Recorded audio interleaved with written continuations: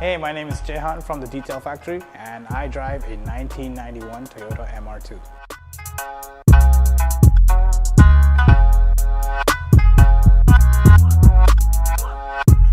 The whole reason for me getting an MR2 was one of my previous employer had one, and it brought me to wanting the first generation. So I spent some time looking at the first gen MR2s, but found out that they have too many issues and would cost too much.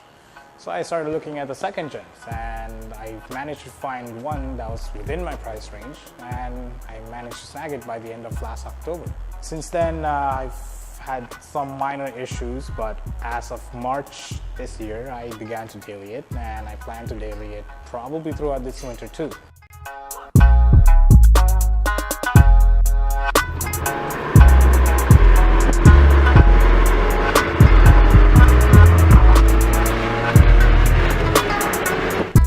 Pretty hard to say what I like about it. It's pretty much I like everything about the MR2. From the way it handles, to the way it sounds, to the way it feels. It's a different experience each time. I would say probably something you can't experience with every other car.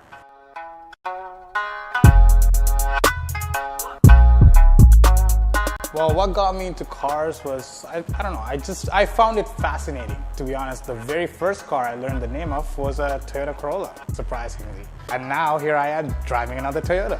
I know a lot of people say that it's an escape of sorts. I feel that way at times, depending on the mindset I'm in. Other times it's just an adventure for me. Just driving itself is something that I've always dreamt of as a kid. And just seeing these different kinds of cars, it fascinated me to go and see what else was out there, and it drew my attention and drew my curiosity as to the different builds, the different kinds of cars that are all around the world from different time periods.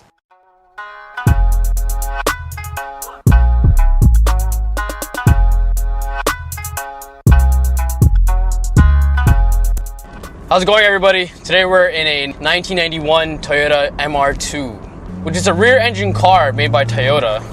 And what it pretty much is, it's pretty much a Toyota Camry engine that's been taken out of a Toyota Camry and put into the back of the sports car. And this is a sports car because when you're in the cockpit, you're really low to the ground. This one in particular, it's actually had a tall man mod because the previous owner of this car used to be slightly taller than the average individual. So he had to cut below the railings, and that's why the seats are actually sitting really low to the ground. And I'm not complaining because this is an optimal driving position and I dig it. Also, the steering wheel is not adjustable, but it's sitting in the right place. And I do like this Momo steering wheel that's been fitted onto this particular car. It really does work with the rest of the car. And this is one of those old cars, kind of reminds me of a little bit of the Miata because the car is a little bit underpowered. It is a regular 4-cylinder Toyota Camry engine like I did mention earlier. And it does have the pop-up headlights like the NA Miata. There's a little bit of body roll when you do hit the corners, but it's very controllable. And with these cars, there's a lot of horror stories about the whole snap oversteer. But Jay's actually told me that as long as you keep on the throttle and you don't let go of the throttle too hard, it should be just fine. And we're about to figure that out just now because we're going to actually hit a nice little bend. You can really bring out these engines because once again, like I did mention earlier, it's a Toyota motor. So you just want to stay on the power. See, there is a little bit of body roll, so keep in mind that this car is bone stock. For a stock car that Toyota has actually built, the car's pretty planted. So I really like the center console as well because once again, it is a sports car, so it's very driver oriented, and the gearbox is actually placed right in the center console, so it's similar to like the S2000, the Mazda Miatas, Toyota Supras, you name it. This one's actually a T-top as well, so it's nice. The roof is always open, so it's like having a sunroof all the time, and you can actually take them off really easily and place it in your rear trunk. So being in here, I get a similar feel as to the NSX I was driving last week. Now wait, don't go anywhere. What I'm trying to say is, the feel that I'm getting in here is, yes, I know I'm in a special car. I'm in an MR2. It's not a car you see every single day up here in Canada. But the only difference is, I know I'm in something special, but at the same time, I still feel like I'm in a Camry or like an old Corolla. Because if you actually look at the cluster's derived directly from like an old Camry. Even the panels of the car, it's still very Toyota. So what that means is, it still feels very flimsy and old Toyota cheapish, but you know at the end of the day it's still a very quality product and it's going to last you, and it has lasted this well, like in this 1991 Toyota MR2 that Jay has.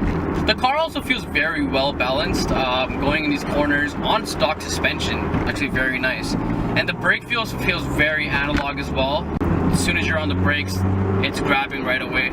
Also, there's no power steering, but I'm not complaining because this car's really light, so you don't really take into note that it has no power steering. Another really big thing that I love about this car is actually the shifter. Not only where it's placed, but also the feel of the shifter is really nice. Nice and notchy, and a very direct feel. You really know what gear you're going into, and the gates are just kind of clicks into gear and you know exactly what gear, and you don't ever miss a shift in this car. The clutch grab point is nice as well. It's right in the middle, so it wasn't a very difficult car to drive. Believe it or not, this is actually a stock exhaust note. It is still fairly quiet, but you still get a lot of cracks and pops. That's very uncommon for an old 90s car, especially coming from a Toyota.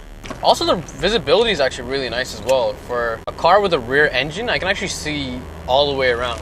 Guys, thank you so much for joining me on this little review that I did. Be sure to check my channel. I drop a new car review every single Sunday. We got a lot of cool projects on the way for you guys, so make sure you click that subscribe button so you're first to watch it. Also click that bell button as well so you get that notification. Make sure to like and share my video because that really helps. Have a good day, guys. Peace.